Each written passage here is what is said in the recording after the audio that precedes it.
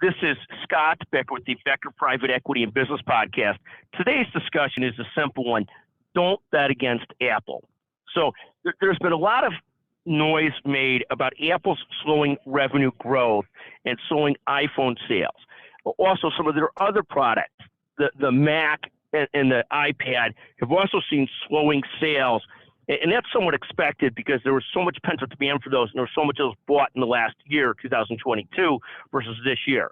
But the real thing to think about is the whole ecosystem of Apple. The money's made through all their services and everything else, but the ecosystem is driven by the number of iPhones sold. There's a lot of noise being talked about how iPhone sales are slowing, and I think that's misleading. Apple has been slow to release this iPhone 15. I think there's a tremendous amount of pent-up demand for that iPhone 15. So my own sense is, it's not that I'm investing new money in Apple or anything of that sort, but Apple's such a big part of the S&P index, so anybody who's an index investor or really a mutual investor probably owns a decent amount of Apple. If you own Berkshire Hathaway, you own part of Apple.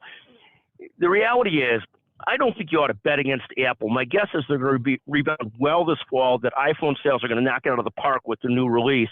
We'll see how that goes. Hopefully it's got more memory, more battery life, but it moves a little faster. But I think at the end of the day, I wouldn't bet against Apple, and I don't think you should either. Thank you for listening to the Becker Private Equity Business Podcast. Feel free to at any time call with comments or text me, 773-766-5322. We're always looking for topics to speak about. We appreciate your listenership so much. Thrilled to see the Becker Private Equity Podcast ranked at the very top of Apple Business News this past week. Again, don't bet against Apple. Thank you for listening.